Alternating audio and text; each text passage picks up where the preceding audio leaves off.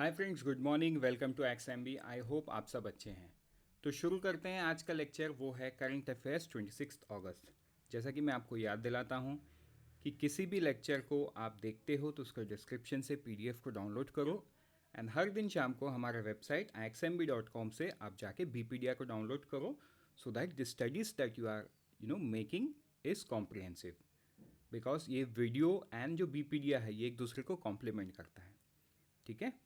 बीपीडिया जो है आपको रिटेंशन में काम करेगा एंड रिवीजन में हेल्प करेगा। सो आगे बढ़ते हैं हमारे पहले न्यूज़ से, that is India Mauritius third joint committee meeting. ठीक है। तो देखो यहाँ पे इम्पॉर्टेंट ये है कि ये जो मीटिंग है ये न्यू दिल्ली में हुआ है एंड ये जो थर्ड जॉइंट कमिटी मीटिंग है ये रिलेटेड टू क्या है, MSME of both the country and this is the third meeting of its kind which is called JCM in short form between the MSME ministry India का and उनका भी जो MSME related जो भी है, ministry of business enterprises and cooperative of Republic of Mauritius, ये बोलते हैं वो लोग, बट है वो MSME। ठीक है। तो ये कहाँ पे हुआ, न्यू दिल्ली में हुआ। तो एक दो MOU साइंड हुआ इनके बीच में, एक 23 अगस्त को, एक 24 अगस्त को। तो MOU दोनों सेम टाइप का है कि दोनों कंट्री एक दूसरे के बेस्ट प्रैक्टिस को शेयर करेंगे एंड कोलैबोरेट करेंगे in different different fields. That's it. है ना। किसी भी कंट्री में जो MSME है वो मेजर रोल प्ले करता है। मतलब इंडिया में तो MSME को ग्रोथ इंजन बोला गया है बिकॉज 1/3 कहाँ से आता है, MSME से आता है एंड MSME रूरल इंडिया में बहुत एम्प्लॉयमेंट प्रोवाइड करती है। So in that sense MSME is very important in Indian context and दूसरे देशों में भी MSME उनके कॉन्टेक्स्ट में भी बहुत इंपॉर्टेंट है। राइट। सो आगे बढ़ते हैं हमारे नेक्स्ट न्यूज़ में, दैट इज़ गति शक्ति विजन फॉर टेलीकॉम इंफ्रास्ट्रक्चर। तो इस न्यूज़ को पढ़ने से पहले आपको ये पता होना चाहिए कि जो गति शक्ति है ये है क्या। देखो, गति शक्ति एक पोर्टल है। राइट। एक पोर्टल है जिससे एक कोलैबोरेटिव, ठीक है, जिससे गवर्नमेंट के जितने सारे डिपार्टमेंट्स हैं सब आपस में कोलैबोरेट करके एक प्रोजेक्ट को इम्प्लीमेंट करेंगे। फॉर एग्जांपल मान के चलो PWD का एक रोड बन रहा है ना, या मान के चलो आपके घर के सामने से PWD वालों ने एक रोड बनाया। तो आप देख रहे हो कि 1 महीने के अंदर, है ना, BSNL वाले वहाँ से ऑप्टिकल फाइबर केबल बिठा रहे गड्ढा खोद के। फिर कुछ दिन बाद आप देख रहे हो कि कोई म्यूनिसिपल कॉरपोरेशन वाले आके नीचे से पाइपलाइन बिछा रहे। तो मतलब बेसिकली क्या है, ये जो रोड बनाना ना इनको पता था, पानी का लाइन बिछाने वाले को, ना ही BSNL वाले को पता था कि रोड बन गया है। राइट। तो आइडियली क्या होना चाहिए था कि ये लोग अपना काम कर लेते हैं ज़मीन में, उसके बाद PWD वाले रोड बनाते। तो ये कोलैबोरेशन मिसिंग है। राइट। किसी भी इंफ्रास्ट्रक्चर प्रोजेक्ट में ये कोलैबोरेशन मिसिंग है। तो इसी कोलैबोरेशन को लाइफ देने के लिए गति शक्ति हैज़ बीन लॉन्च्ड। ठीक। तो गति शक्ति में और ऊपर से बजट में क्या बोला गया है कि देर आर 7 इंजन्स ऑफ गति शक्ति। ना ये तो आप कमेंट सेक्शन में बताओ कि जो 7 इंजन है ना, वो क्या है, जो कि बजट में उसको बताया गया था। ठीक है। आगे बढ़ते हैं हमारा, अब न्यूज़ को हम समझते हैं। न्यूज़ कुछ ऐसा है कि इंडिया में जो 5G रोल आउट है, ठीक, तो वो एनेबल कर दिया गया किसमें, गति शक्ति में। ठीक है। Amended the Indian telegraph right of way rules to facilitate faster and easy deployment of telecom infrastructure and launch a new 5G ROW application form on Gati Shakti Sanchar portal to enable faster 5G roll out in India. ठीक है। तो देखो 5G roll out जो है ये faster करने के लिए तो कुछ चेंजेस करना ज़रूरी है, क्योंकि 5G रोल आउट ये सेंट्रलाइज नहीं है। मतलब मान के चलो अगर बिहार में एनेबल करना है पूरे बिहार में, तो सबसे पहले तो पूरे बिहार में नेटवर्क लगाना है, टावर बिछाना है, और टावर बिछाने के लिए अंडरग्राउंड OFC होना चाहिए, मैंने ऑप्टिकल फाइबर केबल होना चाहिए। तो वो मोस्टली जो बड़े कंपनीज हैं उनके ऑलरेडी है, एयरटेल हो गया, जियो हो गया, कुछ कुछ हद तक आइडिया वोडाफोन के भी, वो ऑलरेडी इंडिया में इन्होंने अपने जो अंडरग्राउंड इंफ्रास्ट्रक्चर उसको तो पहले से ही बना के रखा है। बट इनको स्पेक्ट्रम के हिसाब से अलग अलग टावर बिठाना पड़ेगा, जहाँ जिसको स्पेक्ट्रम नहीं मिला वहाँ इनको कोलैबोरेट करना पड़ेगा। So it's a long way process. उस लॉन्ग वे प्रोसेस को कट डाउन करने के लिए this change is very important. Right. And इस चेंज से होगा क्या, देखो इस लाइन को पढ़ो। Earlier it took 343 days for ROW approvals which has now come down to 22 days. Last July the average is even better which is 16 days. So देखो कितना ह्यूज चेंजेस है, मतलब 343, मतलब एक साल, एक रिक्वेस्ट डालने के बाद टेलीकॉम कंपनी को एक साल वेट करना पड़ता था। मतलब एक साल में कितने ही चेंजेस आ जाएंगे टेक्नोलॉजिकल फ्रंट में, है ना, ह्यूमन रिसोर्स फ्रंट पे, बहुत सारे इनोवेशन पे। बट आज के दिन में वो 22 दिन और एवरेज 16 दिन हो गया है। तो ये जो चेंजेस हुआ है, ये हुआ है due to 4 basic ingredients for faster roll out. वो क्या क्या है? एक है मेनली एलोकेशन ऑफ स्पेक्ट्रम, जो कि ऑलरेडी हो गया है। जैसा आपने लास्ट वीक एक न्यूज़ आपने सुना होगा, राइट, वो करंट अफेयर के टर्म्स पे इंपॉर्टेंट नहीं था, इसीलिए हमने डिस्कस नहीं किया। आपने सुना होगा जो एयरटेल के बॉस है, मतलब जो ओनर है, कौन है? सुनील भारती मित्तल। उन्होंने बोला कि उन्होंने जब फर्स्ट पेमेंट किया स्पेक्ट्रम का, कुछ 8,000 करोड़ रुपए गवर्नमेंट को, 4 घंटे में उनको मिनिस्ट्री का लेटर मिल गया स्पेक्ट्रम एलोकेशन का। Then he said this is how the business should be. मतलब वो बताए कि मेरे करियर में, मेरे लाइफ टाइम में मैं टेलीकॉम बिजनेस चला रहा हूँ, आज तक इंडिया में ऐसा मैंने कभी नहीं देखा। ये फर्स्ट टाइम ऐसा हुआ है कि ना मुझे डिपार्टमेंट ऑफ टेलीकॉम का चक्कर लगाना पड़ा, ना मुझे पार्लियामेंट बिल्डिंग का कॉरिडोर का चक्कर लगाना पड़ा। 4 घंटे में मुझे एलोकेशन हो गया। This is how the business should be, right. तो mainly allocation of spectrum. Then reforms in the processing of ROW permission, cooperative federalism and roll out of service. Cooperative federalism तो बहुत ही इंपॉर्टेंट इसीलिए है क्योंकि India में इतने सारे states हैं। अब मान के चलो एक जगह पे, एक स्टेट पे मान के चलो, एक एग्जांपल, हाइपोथेटिकल एग्जांपल दे रहा हूँ, ठीक है। मान के चलो 700 मेगाहर्ट्स महाराष्ट्र के मुंबई शहर में काम कर रहा है, बट महाराष्ट्र के नागपुर शहर में 700 मेगाहर्ट्स नहीं है। तो अब 700 मेगाहर्ट्स जब नहीं है स्पेक्ट्रम वहाँ पे उस पर्टिकुलर प्रोवाइडर का, तो उनको वहाँ सर्विस एनेबल करने के लिए किसी और के साथ कोलैबोरेट करना पड़ेगा, करेक्ट। तो पूरे देश में ऐसे ही चलेगा, मतलब भले ही आप जियो का सिम या एयरटेल का सिम यूज़ करो, लेकिन पूरे देश में नेटवर्क यूनिफॉर्मिटी नहीं रहेगा। मतलब आपको समझ में आएगा ही नहीं, वो उनके उनके अंडर पे, मतलब वो अपने लेवल पे उसको टेक्नोलॉजी से यूज़ करते हुए करेंगे। मतलब किसी को बिहार में स्पेक्ट्रम मिला हुआ है तो किसी को झारखंड में, ठीक। मतलब झारखंड के कुछ इलाके में लगाएंगे तो कोई बिहार के कुछ इलाके में, और बाकी सब इलाके में वो अपने से कोलैबोरेट करके सर्विस देंगे, ठीक है। तो कोऑपरेटिव फेडरलिज्म बहुत ज़रूरी है टेलीकॉम के लिए, and roll out of service. आगे चलते हैं हमारे नेक्स्ट न्यूज़ पे, that is battery waste management rules 2022। तो देखो अगेन इस न्यूज़ को पढ़ने से पहले ना एक छोटे से बैकग्राउंड को समझते हैं कि बैटरी में जो आज के दिन में ड्राई सेल्स आते हैं, है ना, उसके अंदर ऐसे ऐसे केमिकल्स होते हैं जो chemicals are not good for environment. मतलब उनको अगर प्रॉपर डिस्पोज नहीं किया गया तो वो नेटवर्क को बहुत हानि पहुंचाएगा, ठीक। और गवर्नमेंट ने क्या बोला COP26 में कि 2030 तक वो कार्बन न्यूट्रल होंगे। सिर्फ कार्बन न्यूट्रल नहीं, मतलब एनवायरनमेंट तो सिर्फ कार्बन के वजह से पोल्यूटेड नहीं है, और भी डिफरेंट डिफरेंट, है ना, मेटल्स एंड केमिकल्स हैं।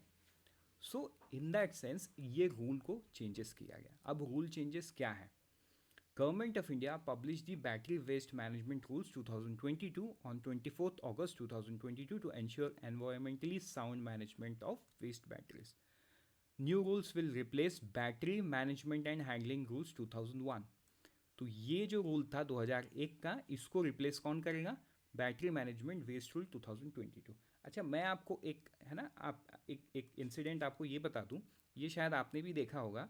आपने जब अपने घर के इन्वर्टर का या अपने बाइक का, कार का कभी बैटरी चेंज करवाया होगा तो देखा होगा जो पुराना बैटरी है वो शॉपकीपर रख लेता है और उसका कुछ डिस्काउंट आपको ऑफर करता है। तो ऐसा क्यों करता है, राइट? उससे उसको क्या फ़ायदा मिलता है? एक तो रूल्स में ही ऐसा है कि बैटरी को सही तरीके से डिस्पोज करना, मतलब आप अगर मान के चलो उसको कहीं पर डिस्पोज कर दिए तो उसके अंदर जो केमिकल्स है वो जब अर्थ के सॉइल से मिलेंगे ना, वो सॉइल कंटामिनेट हो जाएगा, ठीक। तो वहाँ पे मतलब वो सॉइल का कंटामिनेशन हो गया तो धीरे धीरे वो एक अच्छा एरिया कंटामिनेट कर देगा, तो वो सही नहीं है।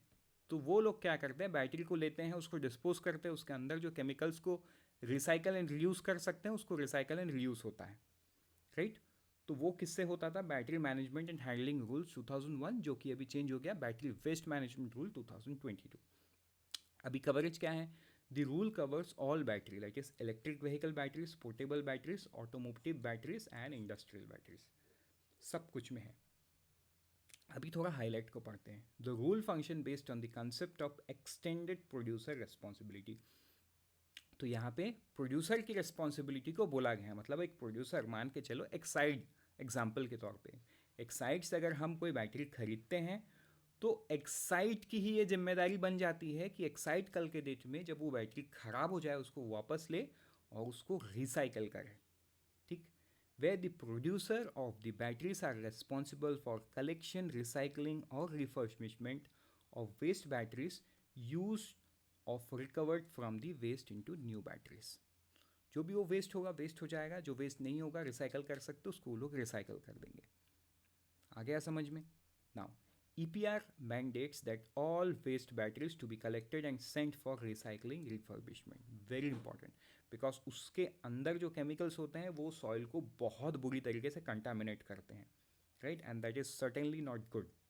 Then prescribing the use of certain amount of recycled materials in making new batteries will reduce the dependency on new raw material and save natural resources.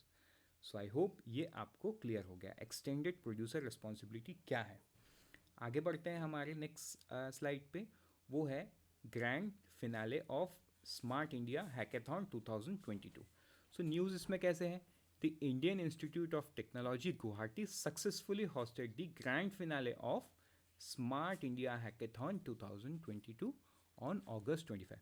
तो देखो इसमें सबसे पहले ये वर्ड हैकेथॉन को समझो अगर आपको नहीं पता है. तो हैकेथॉन क्या है? हैकेथॉन है एक प्रॉब्लम स्टेटमेंट दिया जाता है. मान के चलो, है ना, कोई इंस्टीट्यूट या देश किसी प्रॉब्लम का सॉल्यूशन टेक्नोलॉजी के थ्रू फाइंड करना चाहता है, तो सबसे बेस्ट है कि हम लोगों को हायर करो. बट ये हैकेथॉन में क्या होता है, लोगों को हायर नहीं किया जाता है, प्रॉब्लम स्टेटमेंट को लोगों को बताया जाता है एंड एक अमाउंट बोला जाता है. मतलब each problem statement has a winning amount of 1 lakh rupees. तो इस केस में स्मार्ट हैकेथॉन में कितना था? 7 प्रॉब्लम स्टेटमेंट था. अभी 7 प्रॉब्लम स्टेट मतलब 7 लाख रुपए. तो ये बोला जाएगा कि आप इस प्रॉब्लम का जो सॉल्यूशन है इसको टेक्नोलॉजी के थ्रू सॉल्व करो और जो बेस्ट टेक्नोलॉजी सॉल्यूशन प्रोवाइड करेगा उसको हम 1 लाख रुपए देंगे. इससे फ़ायदा क्या होता है? देश में इनोवेशन कल्चर का एक ये होता है. बिकॉज देखो यहाँ पे 1 लाख रुपए is not a big amount, right. ये जो लोग पार्टिसिपेट करते हैं, जो जीतने जाते हैं, 1 लाख रुपए देख के नहीं जाते हैं, क्योंकि ये जाते हैं रिकॉग्निशन के लिए. मतलब इनका टेक्नोलॉजी को ये देश के सामने रख सकते हैं, right. And in that sense they will get A recognition. जीते ना जीते वो बात की बात है ना, बट वो टेक्नोलॉजी लेके वो पूरे कंट्री के सामने उन्होंने रखा, गवर्नमेंट के सामने रखा, मतलब कंट्री के सामने रखा. Then they got an award, जो भी उनको मिला होगा. सो हर प्रॉब्लम का सोल्यूशन को कैसे सॉल्व किया जाता है? In terms of technology. तो उसी को बोलते हैं hackathon. Now smart India hackathon ये इस बार किसने होस्ट किया? IIT गुवाहाटी ने होस्ट किया. ये स्टार्ट कब हुआ था? In the year 2017. By whom? By the prime minister of India. ठीक है. नाउ जो पार्टिसिपेंट थे SHI 22 के, where total of 25 teams having 178 participants, with most of them visiting the region for the first time, will be competing against 7 problem statement. तो देखो 25 team था, मतलब हो ही सकता है एक टीम में 10 लोग हैं. उस हिसाब से टोटल कितने लोग थे? 178 पार्टिसिपेंट्स. जो 25 टीम्स कर रहे थे वो क्या, ये 7 स्टेटमेंट सॉल्व करने की उन्होंने कोशिश की.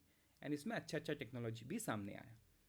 ठीक, आगे बढ़ते हैं. अच्छा, ये ईयर में एक इंपॉर्टेंट चीज़ और भी याद रखना आपको, ये है कि स्मार्ट इंडिया हैकेथॉन जूनियर भी इसमें शामिल हुआ है.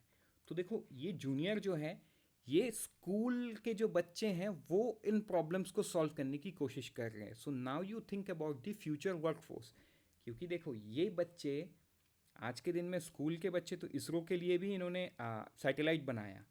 वो होता कैसे है? ATL से होता है, अटल टिंकरिंग लैब से. मतलब कुछ स्कूलों में अटल टिंकरिंग लैब, अटल इनोवेशन मिशन के थ्रू चल रहा है, जिसके थ्रू बच्चे का जो साइंटिफिक डेवलपमेंट है, मतलब उनको जो टेक्नोलॉजिकल सोच है वो बचपन से ही कल्चर किया जा रहा है थ्रू अटल इनोवेशन मिशन, राइट? तो कमेंट सेक्शन में आप मुझे ये भी बताओ कि अटल इनोवेशन मिशन कब लॉन्च हुआ था। आगे बढ़ते हैं हमारे नेक्स्ट न्यूज़ पे, वो है ये amendment to export policy for wheat और मसलिन फ्लोर। इसका भी बैकग्राउंड को हम पहले समझते हैं न्यूज़ समझने से पहले। रशिया एंड यूक्रेन जो है वो दोनों मिलके वर्ल्ड का 1/4 जो ग्लोबल व्हीट ट्रेड है ये करते थे। मतलब पूरे दुनिया में मान के चलो 100 kg अगर इंपोर्ट एक्सपोर्ट का चलता था बिजनेस, तो उसमें से जो 25 किलो है वो अकेला रशिया एंड यूक्रेन संभालता था, दो देश बस। तो और वीट जो है वो वेरी इंपॉर्टेंट है। मतलब वीट एक ऐसा प्रोडक्ट है जिसका कंजम्पशन हर हर जगह पे देखा जाता है। फॉर एग्जांपल आप देखो राइस का कंजम्पशन आप इंडिया में ज़्यादा देखोगे in comparative to US, but floor का है ना, व्हीट फ्लोर का कंजम्पशन दोनों देशों में सेम है because they prefer bread over rice. So that depends. ठीक, तो अभी रूल्स पे क्या हुआ, अच्छा ये बैकग्राउंड 1/4 था। तो अब जब इन्होंने वॉर शुरू किया दोनों ने, तो ग्लोबल सप्लाई चेन में प्रॉब्लम हुआ। अभी 1/4 को तो किसी को तो फिल करना है, तो इंडिया ने कुछ पोर्शन फिल किया उसका। ये इस लाइन से आप समझ सकते हो, export from India have registered a growth of 200% during April July 22 compare to the corresponding period in 2021। तो देखो 200% एक्सपोर्ट में जंप हो गया। तो अभी तक आप सोचोगे ये तो बहुत अच्छी बात है, फार्मर्स को अच्छा इनकम हुआ। लेकिन यहाँ पे अच्छी बात होने के बावजूद ये वाला कर्व खेल में चला आता है। ये कर्व क्या है? ये है theory of demand and supply, जो बताता है कि अगर सप्लाई, मतलब देखो सप्लाई कम नहीं हुआ है लेकिन हमने एक्सपोर्ट ज़्यादा कर दिया, मतलब हमारे पास जो रिजर्व्स में होना चाहिए था वो नहीं है। मतलब वो क्या बोलता है कि सप्लाई कम हो जा रहा है। सप्लाई कम हो जा रहा है तो क्या हो रहा है? सप्लाई कम हो रहा है तो प्राइस बढ़ रहा है, correct? The increase demand for the wheat flour in the international market led to the significant price of wheat flour in the domestic market, जिस वजह से ये डिसीजन लिया गया किसके द्वारा? Cabinet committee of economic affair, जिनका इम्पैक्ट क्या है? The approval will now allow to put a restriction on the export of wheat flour which will ensure a curb on the rising price of wheat flour and ensure food security of most of the vulnerable section of the society। ठीक है, मतलब wheat में जो inflation दिख रहा था उसको control करने के लिए एक्सपोर्ट को बंद किया गया ताकि रिजर्व्स बढ़े डिमांड के अगेंस्ट में एंड इक्विलिब्रियम मेंटेन रहे।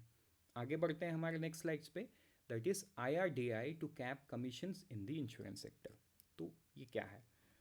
तो देखो ये अभी तक इम्प्लीमेंट नहीं हुआ है, ये एक ड्राफ्ट हाईलाइट है, राइट? तो ये न्यूज़ लिस्ट इंपॉर्टेंट बन जाता है, बट हाँ आपको बैकग्राउंड पता होना चाहिए, समझ में आना चाहिए। मतलब आप जब एक न्यूज़ को पढ़ रहे हो तो वो है क्या, ठीक? तो मुझे बस इस न्यूज़ को समझाना था। बाकी ये न्यूज़ तो टू बी इम्प्लीमेंटेड में है, मतलब ये इम्प्लीमेंट नहीं हुआ है, ये ड्राफ्ट है। तो इससे हमको बहुत कुछ याद नहीं रखना है, बट हमको कॉन्सेप्ट को समझना है। जब एक इंश्योरेंस पॉलिसी, ठीक है, आप खरीदते हो, इसके अगेंस्ट में जो एजेंट है उसको एक कमीशन मिलता है, राइट? अगर आप पॉलिसी बाजार से भी खरीद रहे हो तो भी पॉलिसी बाजार तो बीच में है, एजेंट है वो, तो वो उसके उसके एजेंट आईडी में तो कुछ कमीशन उसको मिल रहा है। तो ये एजेंट अभी कितना है वो policy to policy matter depend करता है, फ्रॉम 35 to 40%। एंड अगर रिन्यूअल हो रहा है, मतलब पॉलिसी तो रिन्यूअल होता है ना, आपने 1 साल के लिए पे किया, 1 साल बाद फिर से आपको रिन्यूअल अमाउंट देना होगा, तो तब 5 से 7.5% देना पड़ता है। बट अभी IRDAI ये बोल रहा है कि 20% कमीशन को कैप कर दिया जाएगा for the first year premium and 10% on renewal. Renewal में देखो परसेंटेज IRDAI बढ़ाना चाहता है और 20% फर्स्ट ईयर में कैप कर दिया है।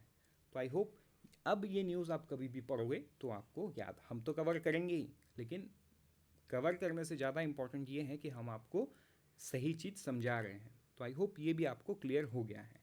आगे बढ़ते हैं हमारे नेक्स्ट न्यूज़ पे, वो है गगन, right?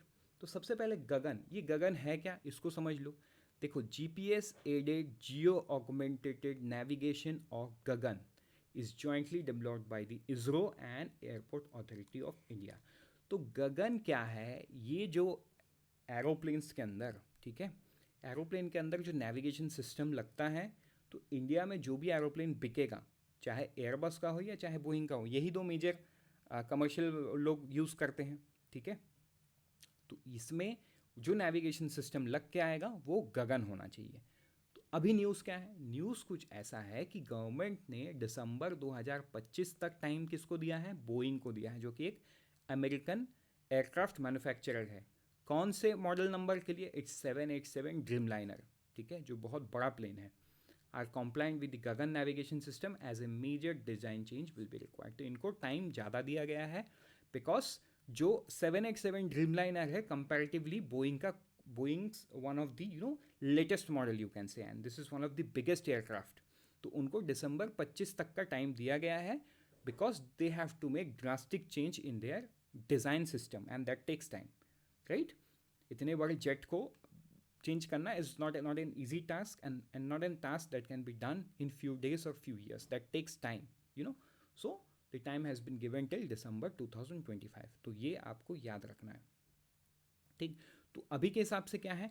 The official also said the only Boeing 787 planes are exempted from the Gagan compliance requirement for the given time and all other aircraft have to ensure compliance. मतलब और जो दूसरे एयरक्राफ्ट है, Airbus 320, 321 neo, जितने सारे हैं, है ना, उसके बाद बोइंग के ही अलग अलग जेट्स, तो वो सारे गगन कॉम्प्लाइंट होना मैंडेटरी है एक्सेप्ट बोइंग 787, ठीक है। आगे बढ़ते हैं हमारे नेक्स्ट न्यूज़ पे। वो कुछ ऐसा है कि इंडिया ने पहली बार रशिया के अगेंस्ट वोट किया है। कहाँ पे? यूनाइटेड नेशंस सिक्योरिटी काउंसिल पे। किस अवसर पे? तो अभी जो कल था, मतलब 24 तारीख को यूक्रेन का 31st इंडिपेंडेंस डे था, ठीक है।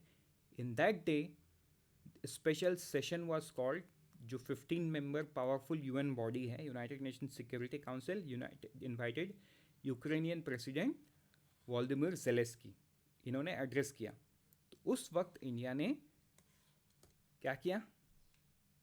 रशिया के अगेंस्ट में उन्होंने फर्स्ट टाइम वोट किया। इससे पहले तक इंडिया एब्सटेन करता रहा, मतलब ना उन्होंने अगेंस्ट में किया ना उन्होंने फेवर में किया, दे एब्सटेन, मतलब उन्होंने वोटिंग प्रोसेस में शामिल ही नहीं हुए। जब वोटिंग हो रहा था तब इंडिया वहाँ पे था ही नहीं। तो ऐसे इंडिया नहीं, ऐसे बहुत सारे कंट्री कर रहे थे, but this is the first time when India was there and India has voted against Russia. ना उसका इफेक्ट क्या होता है रशियन साइड से, ये तो आगे ही पता चलेगा। या ऐसा भी हो सकता है diplomatically this has already been disseminated to Russia before India did it, but completely it depends कि आगे किस तरीके से मिनिस्ट्री ऑफ एक्सटर्नल अफेयर्स का वीकली रिव्यू पे रिव्यू आता है। तो जब वो आएगा we would cover, not to worry.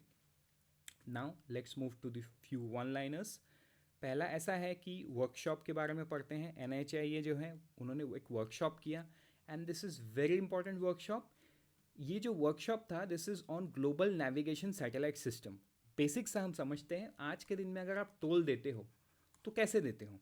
मतलब एक टोल प्लाज़ा होता है, आप वहाँ अपनी कार लेके जाते हो, है ना, कुछ 2-3 सेकंड या 5 सेकंड आप वेट करते हो, ऊपर लगा हुआ जो रेडियो फ्रीक्वेंसी डिवाइस है वो आपके कार में लगे हुए RF डिवाइस को रीड करता है, आपका पैसा कटता है, उसके बाद गेट खुलता है और आप चले जाते हो, देन पीछे वाला कार आता है। तो ये प्रोसेस में कुछ टाइम लगता है, करेक्ट। और ये जो टोल प्लाज़ा है ये जगह जगह में है ना, कुछ 50-60 किलोमीटर दूर दूर में है। तो आपने एक जगह पे टोल दिया, दूसरे जगह पे भी टोल दिया, तो समझ में आ रहा है कि आपने इस पूरे स्ट्रेच को यूज़ किया है।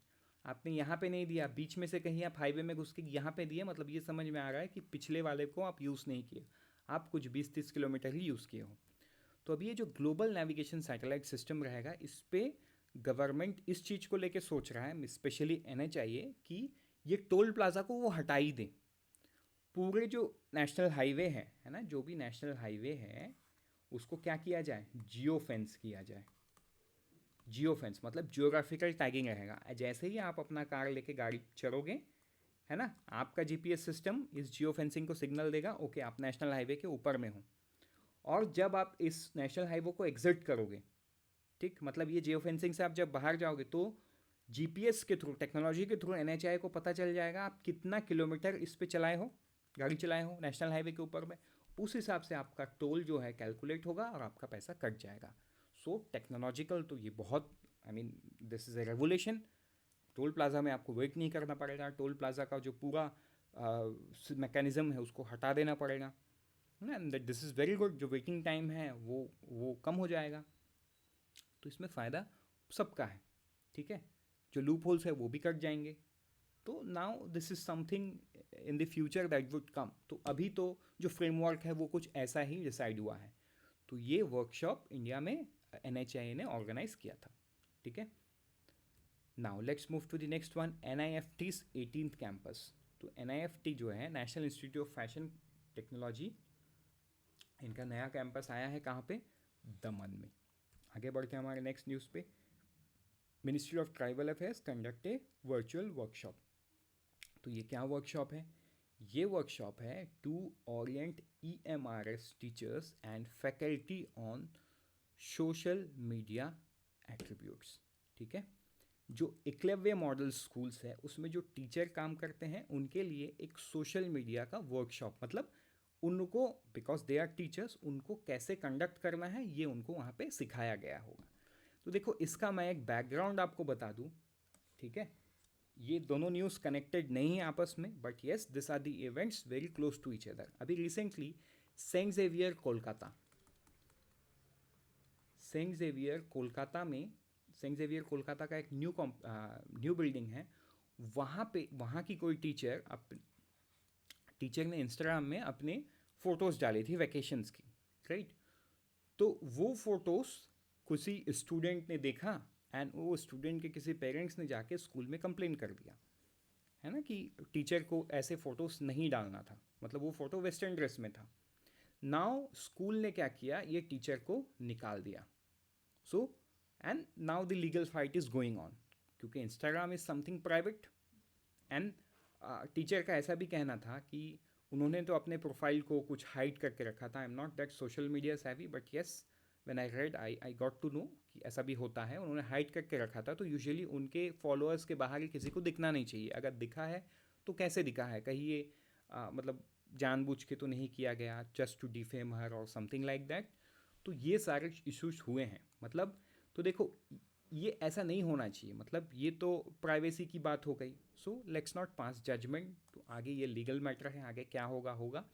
बट येस उसी से मिलता जुलता कुछ एक मिनिस्ट्री ऑफ ट्राइबल अफेयर्स ने एकलव्य मॉडल स्कूल्स के जो टीचर्स हैं उनको मतलब उनके लिए एक वर्कशॉप अरेंज किया, where the safe use of social media handles as Facebook, Twitter, while capacitating them to connect with others and share contents on diverse platform using different tools, है ना। उसके पॉजिटिव यूज़ को उनको करना सिखाया। आगे बढ़ते हैं हमारे नेक्स्ट न्यूज़ पे, वो है वन लाइनर फिर से। तो यहाँ पे मैंने सिर्फ इमेज को रखा है क्योंकि ये न्यूज़ आपको याद नहीं रखना है, बट हाँ इन कॉन्टेक्स्ट आपको ये पता होना चाहिए कि अप्रैल मंथ, जून में आप अगर देखोगे तो EPF सब्सक्राइबर, ये जो ग्रे है देखो तीनों जगह पे ज़्यादा है, राइट। मतलब it's more than a million people have joined the workforce over the last 3 months, right. Next देखते हैं हम, है ना, इन्फ्लेशन फॉरकास्ट। तो स्टैंडर्ड एंड पुअर्स जो US का एक रेटिंग एजेंसी है, उन्होंने बोला कि 6.8 रहेगा इंडिया का इन्फ्लेशन इन फाइनेंशियल ईयर 23, मतलब जो चल रहा है। तो देखो ये RBI के टॉलरेंस लेवल से ज़्यादा ही है। कितना है RBI का टॉलरेंस लेवल, वो है 6%, ठीक है, 2 to 6%। Even reserve bank of India अपने लेटेस्ट मॉनेटरी पॉलिसी में भी उसको 6.7% रखा था, मतलब वो टॉलरेंस लेवल से ज़्यादा ही है। मतलब साल भर में we would not see inflation coming down. Okay, let's move forward with the next news. तो आप फोटो देख पा रहे हो, pause the video, try to guess the photo, whose it is, right, because banking sector में इनको जानना बहुत ही ज़रूरी है। He was the former chief economic adviser to government of India and now government of India has appointed him as an executive director India at IMF, ठीक है। So his tenure would start from November 1st, 2022 for a period of 3 years. At present, Dr. Surjit S. Bhalla is the ED at the India desk in the IMF, who is up to 31st/10/2022. तो इनके जो tenure है उनको cut short करते हुए इनके appointment को दिया गया। चीफ इकोनॉमिक एडवाइजर कह चुके हैं ये, ठीक है। ये एट प्रेजेंट ISB हैदराबाद के प्रोफेसर हैं। इंडियन स्कूल ऑफ बिजनेस जो हैदराबाद में है वहाँ के ये प्रोफेसर हैं। So with this Unfold your potential. All the very best. Let's meet tomorrow morning once again. Prepare 50% faster with IXMB.